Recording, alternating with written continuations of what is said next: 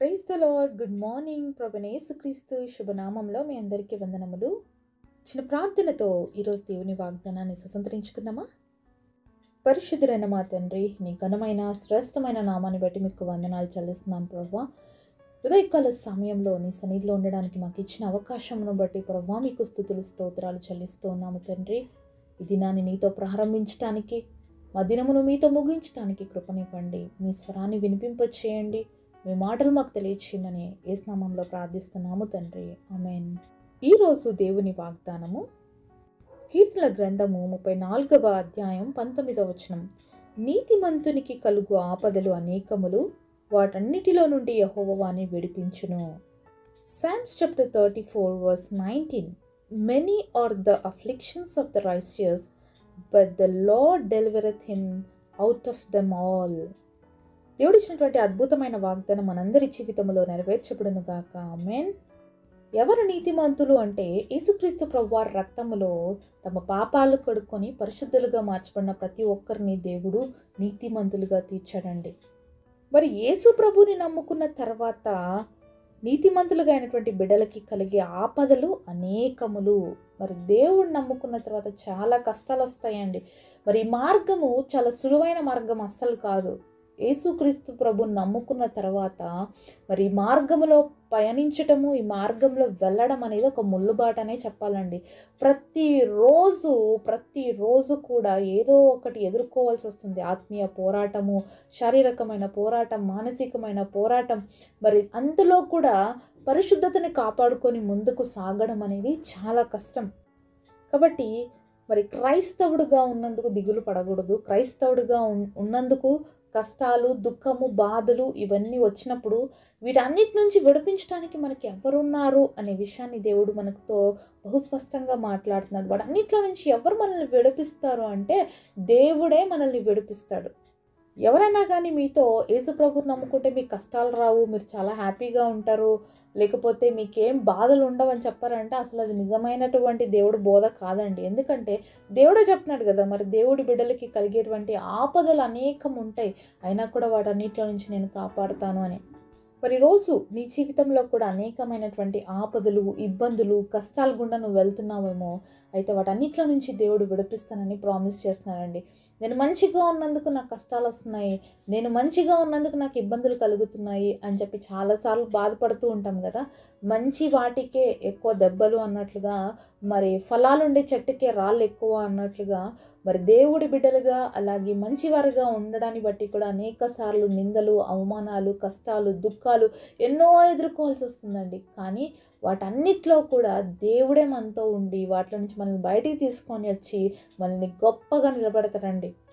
బైబిల్లో కూడా అనేక మంది భక్తులు ఉన్నారండి. వాళ్ళు మంచివారుగా ఉన్నందుకు, వాళ్ళు నీతిమంతులుగా ఉన్నందుకు ఎన్నో కష్ట పరిస్థితుల గుండా వెళ్లాల్సి వచ్చింది. కానీ అంతిమంగా దేవుడు వాళ్ళని ఎంతగా ఆశీర్వదించాడో మనం బైబిల్లో ఒక్కొక్కరి జీవితం చూసినప్పుడు నిజంగా దేవుని స్తుతించకుండా మానలేమండి.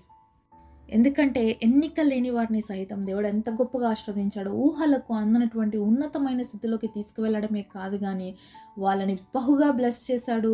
అలాగే ఈ రోజు వరకు కూడా వాళ్ళ గురించి మాట్లాడుకునేటువంటి అవకాశాన్ని దేవుడు మనకిచ్చాడు.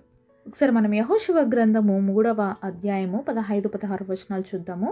అప్పుడు ఆ మందసమును మోయువారు యోర్దానులో దిగిన తర్వాత మందసమును మోయు యాజకుల కాళ్ళు నీటి అంచున మునగగానే పైనుండి పారు నీళ్లు బహు దూరమున సారైతాను నొద్దనున్న ఆదామును పురమునకు దగ్గర ఏకరాశిగా నిలిచెను. ఎంత అద్భుతమైన మాట కదండి. మరి దేవుడు ఎంత గొప్ప దేవుడో. ఇజ్రాయేల్ జీవితంలో అనేకమైన ఆశ్చర్యాలు చేస్తూ, అనేకమైన అద్భుతాలు చేస్తూ వాళ్ళని తీసుకొచ్చాడండి. దేవుడు మాట ఇచ్చాడు మరి అబ్రహాముకి, నీ పిల్లల్ని నేను ఐగుప్తు బానిసత్వంలో నుంచి తీసుకొస్తానని. అలాంటి సమయంలో ప్రామిస్ చేశాడు కాబట్టి తప్పకుండా దేవుడు వాళ్ళ జీవితాల్లో ఆ వాగ్దానం నెరవేర్చడానికి ఎన్నిసార్లు ఇశ్రాయేలు ప్రజలు అవిధేయులైన, దేవుడికి వ్యతిరేకంగా లేచినప్పటికీ కూడా ప్రేమ కలిగిన దేవుడు క్షమించి వాళ్ళని నడిపిస్తూ వచ్చాడు. ఇశ్రాయేలు ప్రజలు కానాను దేశం చేరుకోవడానికి ఒక్కొక్క స్థలాన్ని వాళ్ళు స్వాధీనం చేసుకుంటూ వెళ్తూ ఉన్న సమయంలో మరి వాళ్ళు యోర్దాను నది దాటవలసి వచ్చిందండి. అయితే దేవాదేవుడు ఏం చెప్పాడంటే యెహోషువతో, నేను మీ మధ్యలో అద్భుత కార్యం చేస్తానని చెప్పాడు. మరి మీరేం చేయాలి అంటే యోర్దాను దాటడానికి 12 గోత్రాల నుంచి 12 మందిని తీసుకోండి. అలాగే యాజకులు మందసం మోస్తూ వెళ్తారు. మరి యాజకులు మొదటిగా ఏం చేయాలంట? నీళ్ళల్లోకి వెళ్ళాలి. మనం చదివినటువంటి సందర్భం అదనమాట. యాజకుల యొక్క పాదాలు ఆ నీళ్ళల్లో మునగగానే నీళ్ళు ఏమైనాయంట? ఏకరాశిగా ఆగిపోయినాయంట అండి. ఎంత అద్భుతం కదా! మరి దేవుడు చేసేటువంటి అద్భుత కార్యాలు చాలా ఊహకందం అనమాట. సమస్యల్లోకి మనం వెళ్ళాలి, వెళ్తాం తప్పకుండా.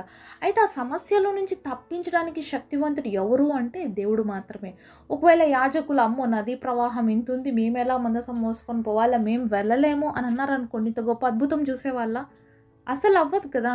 అంటే దేవుడి యొక్క అద్భుత కార్యాలు మన జీవితాల్లో చూడాలి అంటే అనేకమైన పరిస్థితులు మన ముందర ఉంటాయన్నమాట. ఇది ఏ విధంగా అయితే యోర్దాన్ నది వీళ్ళ ముందర నిలిచి ఉందో వీళ్ళు దీన్ని దాటుకొని పోవాలి. అలాగే దేవుడి యొక్క ఆత్మీయ స్థితిలోకి మనం ఎదగడానికి, అలాగే ఉన్నతమైన స్థితిలోకి రీచ్ అవ్వడానికి మన ముందు కూడా అనేకమైన యోర్దాన్ నదులు వస్తూ ఉంటాయి. అయితే దేవుడు చెప్పిన మాటను నమ్మి మరి యాజకులు ఏ విధంగా అయితే మందసాన్ని మోసుకున్న నీళ్ళల్లోకి వెళ్ళి వాళ్ళ పాదాలు మోపారో అప్పుడే నీళ్ళు ఏకరాశిగా ఆగిపోయాయి అని చూస్తున్నాం. మరి ఈరోజు నా జీవితంలో కూడా అంత గొప్ప అద్భుతాన్ని మనం రిసీవ్ చేసుకోవాలి అంటే మనము కూడా పరిస్థితుల్లోకి వెళ్ళాలి. మొదటిగా కష్టాలను చూసి భయపడకుండా, మన చుట్టూ ఉన్నటువంటి పరిస్థితులు చూసి కలవరపడుతూ అలాగే కూర్చుండిపోకుండా మరి దేవుడి సన్నిధిలోకి మనం వెళ్ళగలగాలి.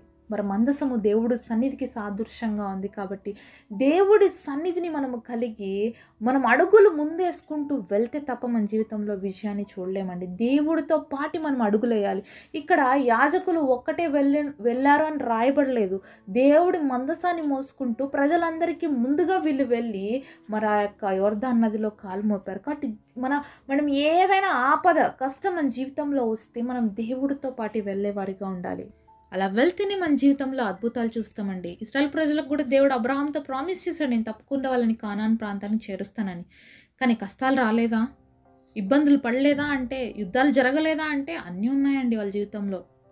అయితే ఓడిపోయారా ఎక్కడైనా అంటే లేదు. దేవుడు వాళ్ళను ప్రతి స్థలంలో వాళ్ళతో ఉండి నడిపిస్తూ వాళ్ళకి విజయం ఇస్తూ వాళ్ళ యొక్క కానాను ప్రాంతాన్ని స్వతంత్రించుకునేంత వరకు కూడా వాళ్ళని విడిచిపెట్టకుండా మరి గద్ద రెక్కల మీద మోస్తున్నట్లుగా వాళ్ళని తీసుకొని వచ్చాడండి దేవుడు. వాళ్ళ కోసం ఎన్నో అద్భుతాలు చేశాడు. 1 కాదు 2 కాదు. మరి ఆహారం కోసము ఆకాశం నుంచి మన్నాని కురిపించాడు. వాళ్ళకి దాహం కోసం తీర్చడానికి మరి బండ నుండి నీళ్ళను రప్పించాడు.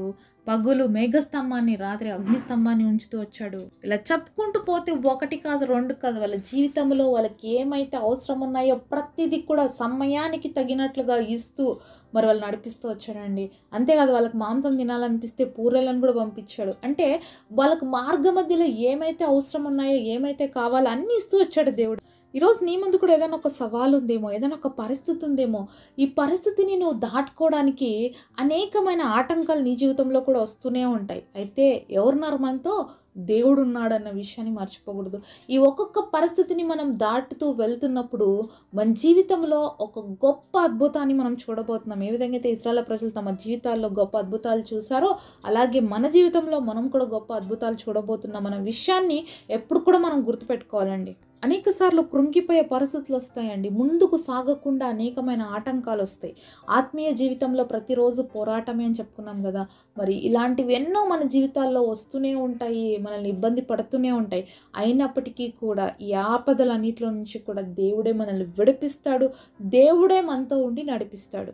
ఏ విధంగా అయితే ఇశ్రాయేలు యొక్క యాజకులు మందసాన్ని మోసుకుంటూ వెళ్ళారు కాబట్టి అద్భుతమైనటువంటి కార్యాలను చూడగలిగారు. అలాగే దేవుని మోసేవారుగా మన జీవితంలో మనం కూడా ఉన్నట్లయితే మన జీవితాల్లో కూడా గొప్ప అద్భుతాలు చూడగలుగుతాం. కాబట్టి పరిస్థితుల్ని చూసి భయపడక, పరిస్థితులను చూసి కృంగిపోక, ఈ నది ప్రవాహం నన్ను తోసేస్తుందేమో, ఈ నదిలో నేను మునిగిపోతానేమో, కొట్టుకుపోతానేమో అని భయపడి ఉంటే యాజకులు అద్భుతాన్ని చూడలేరు. అలాగే ఈరోజు నీ చుట్టూ వచ్చే పరిస్థితులు చూసి నేను ఇలా అయిపోతానేమో, ఎలా అయిపోతామో నువ్వు ఊహించుకుంటున్నావేమో. దేవుడు మన ఊహలకు అందటువంటి గొప్ప కార్యం చేసేవాడండి మన దేవుడు. నీ పట్ల, నా పట్ల ఆయనకున్నటువంటి ఉద్దేశాలు, ఆయనకున్నటువంటి ప్లాన్స్ అవి ఊహలకు అందని వంటివే. కాబట్టి నువ్వు పరిస్థితులను చూసి భయపడక, కృంగిపోక, నేను మంచివారుగా ఉన్నందుకు నాకు ఈ పరిస్థితులు వస్తున్నాయని బాధపడక, నువ్వు ఒక ఉన్నతమైన స్థితిలోకి వెళ్ళబోతున్నావని దేవుడిని కొరకు దాచించినటువంటి అద్భుతాన్ని చూడబోతున్నానని విశ్వసించు. ఆ గొప్ప కార్యం నీ జీవితంలో రిసీవ్ చేసుకుంటావు. అట్టి కృప దేవుడు మనందరికీ దయచేయను గాక. పరిశుద్ధుడైన తండ్రి, మీరు మాతో మాట్లాడిన ప్రతి మాట కొరకు వందనాలు తండ్రి. ఈరోజు నీతిమంతులుగా ఉన్నందుకు హింసించబడుతున్నామని, బాధలు పడుతున్నామని ఎంతోమంది బాధపడుతూ ఉన్నారు తండ్రి. ఎవరైతే అలాంటి పరిస్థితిలో ఉన్నారో నువ్వు విడిపించే దేవుడు అని మాతో మాట్లాడినావు తండ్రి. ప్రతి ఒక్కరిని విడిపించండి, నీ అద్భుత కార్యాలు చూసే కృపనివ్వండి. ఒక గొప్ప వాగ్దానం అందరి జీవితాల్లో నెరవేర్చమని యేసు నామములో ప్రార్థిస్తున్నాము తండ్రి. ఆమేన్.